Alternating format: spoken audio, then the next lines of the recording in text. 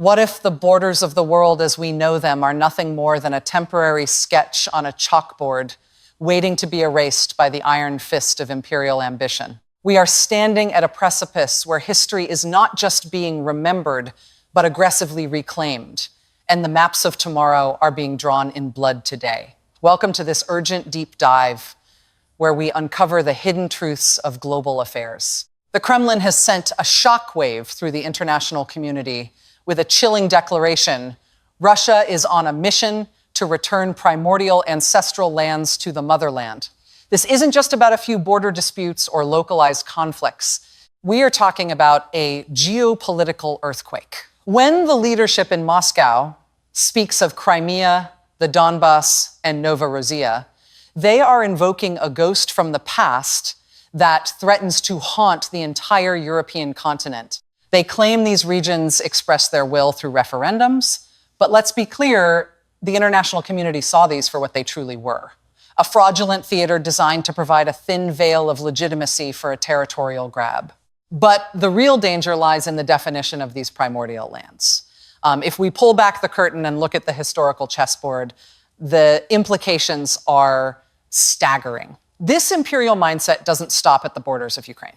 It extends to Belarus, Kazakhstan, Uzbekistan, Georgia, Azerbaijan, Moldova, and the Baltic states of Lithuania, Latvia, and Estonia. It even reaches out to touch Finland, parts of Poland, Sweden, Norway, and even Alaska. This is why the Baltic states are screaming from the rooftops, sounding the alarm with a level of hawkishness that many in the West find unsettling. They know that in this game of geopolitical chess, they aren't just spectators, they are the next pieces on the board. The Russian strategy is a masterclass in psychological warfare. They speak of peace, but in their vocabulary, peace is a hollow term that only arrives after total conquest. When you hear reports of the Russian public wanting peace, you have to look at the fine print. For many, that peace only comes after the complete occupation of Odessa, Mykolaiv, and the total subjugation of the Ukrainian spirit. It is an imperial mindset stuck in a loop, refusing to acknowledge the sovereignty of its neighbors. It's a ticking time bomb where any land not protected by a massive modern army is viewed as a vacuum waiting to be filled by Moscow's influence. While the world watches the front lines, a massive rearmament race is happening in the shadows. Russia is moving at a breakneck pace to rebuild its forces, and according to Estonian intelligence, their ammunition production is expanding so rapidly that they will soon be able to stockpile for future wars while simultaneously fighting in Ukraine. They aren't just preparing for today, they are preparing for a multi-year, multi-front confrontation with Europe. They see a window of 2 to 3 years where Europe might gain the capacity for independent military action, and their goal is to shatter that unity before it can even solidify. In a twist that would be almost comedic if it weren't so tragic, the aggressor is now demanding security guarantees. Russia claims that no peace treaty is possible without formal assurances for their own security. Think about the irony here. A nation that has bypassed every international norm and invaded its neighbor is now playing the victim, claiming it feels psychologically embattled by the rest of the world. It is a classic delaying tactic, a smoke and mirror show designed to buy time while they consolidate their gains and wait for the West's resolve to crumble. However, some nations are refusing to play along. Poland is not waiting for the hammer to fall. They are currently building a military powerhouse, aiming for 500,000 ready soldiers by 2026 and training hundreds of thousands of civilians in the basics of survival and defense. Along with Finland and the Baltics, they have even withdrawn from international bans on anti-personnel mines. They are preparing for a reality where the Suwalki Gap becomes the next flashpoint. They aren't interested in diplomatic platitudes. They are digging in for a long winter of resistance. While the European theater remains a tinderbox, the geopolitical chessboard is seeing a massive shift in the Middle East, where a high-stakes game of nuclear poker is being played. We are witnessing a calculated maneuver by the Iranian regime, signaling a willingness to offer what can only be described as insignificant nuclear concessions. But there is a massive catch. They are demanding total and complete sanctions relief in exchange for almost nothing. This is a house of cards that could collapse the entire security architecture of the region. If the United States were to lift these sanctions without a serious, verifiable dismantling of Iran's ability to expand its ballistic missile and drone programs, we are looking at a permanent, long-term threat to global stability. These drones and missiles aren't just for show. They are the lifeblood of proxy networks that keep the region in a state of perpetual chaos. And here is where the plot thickens. Russia is actively stepping in to act as the middleman. By engaging with nations like Oman to mediate, Moscow is pushing for a deal that would enrich Iran, lift its economic burdens, and yet leave its lethal missile capabilities completely untouched. It is a win-win for the burgeoning Moscow-Tehran axis and a nightmare for Western interests. To understand the gravity of this, we have to look at the internal soul of Iran.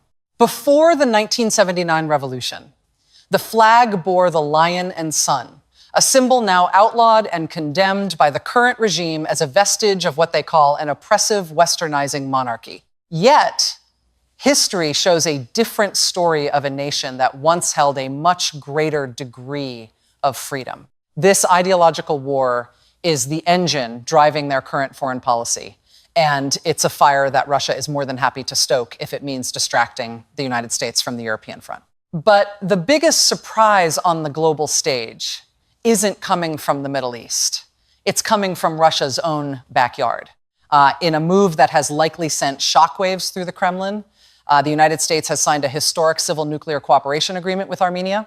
For decades, Armenia was seen as a loyal satellite within the Russian sphere of influence, heavily dependent on Moscow for energy and security. Now, with a potential $9 billion investment on the table, that leash is being cut. This is a classic masterstroke of energy diplomacy. By diversifying Armenia's energy sector, the US is effectively eroding Russia's leverage in the South Caucasus. And the momentum didn't stop there. Immediately following the Armenia deal, high-level American leadership arrived in Azerbaijan to push for a US-brokered peace deal and a strategic trade corridor. This isn't just about ending an old conflict. It's about reshaping the entire trade and energy route of Eurasia. We are talking about a new charter of strategic partnership that covers everything from defense and AI to massive data centers. Putin is watching his influence in his own neighborhood evaporate in real time. And a cornered power is often the most dangerous. Meanwhile, Ukraine is moving closer to the European fold in a way that many thought impossible just 2 years ago. We are seeing the emergence of what experts call EU membership light. While full membership is a complex, multi-year process involving 27 different countries and the hurdle of unanimous voting, Ukraine could gain partial membership as early as 2027. Kyiv is already being guided through the necessary legal hoops, aligning its laws with European standards cluster by cluster. This is more than just bureaucracy. It's a signal to Moscow that Ukraine's future is being permanently anchored to the West, regardless of the kinetic situation on the battlefield. However, the road to this Western unity is paved with internal friction. Recent surveys out of Europe reveal a staggering and deeply concerning divide. In some major European powers, public sentiment toward American leadership has hit historic lows, with disapproval ratings reaching levels rarely seen in the post-war era. In Germany, for example, the disapproval is nearly universal, with some segments of the population viewing certain Western political figures as a greater threat to world peace than even the most aggressive dictators. It's a paradox that threatens the very alliance needed to counter Russian expansion. Interestingly, the only places where positive net approval remains are in countries like Kosovo, Romania, Moldova, and North Macedonia. The core of the European Union is fractured, and you can bet that the Kremlin is looking for every possible crack to jam a wedge into. As we pull back the layers of this global struggle, we find ourselves staring into a dark mirror where propaganda and reality collide in the most horrific ways. Recently, the Russian state media has been flooding the airwaves with reports on the Epstein files, attempting to use the scandals of the West as a moral shield for their own actions. They label the special military operation as a crusade against global evil.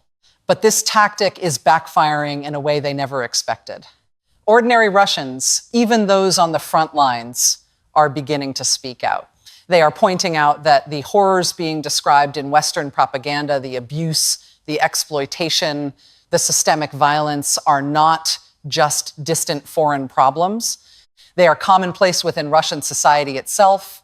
Military bloggers and local citizens are sharing harrowing stories of domestic assault and abuse from regions like Saratov and Samara. The only difference they see is that the perpetrators in Russia aren't billionaires with private islands. They are everyday citizens, and the victims have nowhere to turn. It is a grim reminder that when a state focuses entirely on external conquest, the internal fabric of its society begins to rot. Back in the United States, the Epstein saga continues to send shockwaves through the halls of power, revealing a deep-seated distrust between the government and the people. We've seen members of Congress having to publicly shame the Department of Justice into unredacting names of co-conspirators. It's a battle for transparency that has created some of the strangest political alliances in history. When you see a supermajority in the House, a level of unity almost never seen in modern politics, demanding the release of these files, the pressure is reaching a boiling point. Even within the Republican Party, a fierce civil war is brewing over these revelations. We are hearing reports of high-ranking officials being labeled traitors by their own leadership because they refuse to stop pushing for the truth. The allegation is simple yet devastating. That information is being suppressed because high-profile individuals, some of whom are friends of the powerful, would be hurt by the truth. This isn't just a legal battle, it's a fight for the soul of the American justice system. Lawmakers who have seen the unredacted material describe it as visceral and absolutely disgusting, calling for harsher penalties and no clemency for those involved. The dam is breaking, and the flood of information is going to change the political landscape forever. Amidst all this chaos, the central question remains: how does the war in Ukraine end? The reality is that the current strategy of attrition is exactly what the Kremlin wants. Russia is content to stall, to wait, and to hope that Western resolve eventually dissolves under the weight of internal scandals and economic pressure. The only path forward is a massive shift in diplomatic and military pressure. Without a significant change in the cost-benefit analysis for Moscow, the cycle of violence will continue indefinitely. We live in a world that is moving faster than ever, where a single document or a secret agreement in a backyard like Armenia can shift the balance of power overnight. It can be overwhelming to track these moving parts, but staying informed is the only way to avoid being blindsided by the coming storms. What do you think? Is the shifting influence in the South Caucasus the beginning of the end for the old imperial mindset? Or is the world headed for a much larger confrontation? Drop your take in the comments right now. I want to hear your perspective.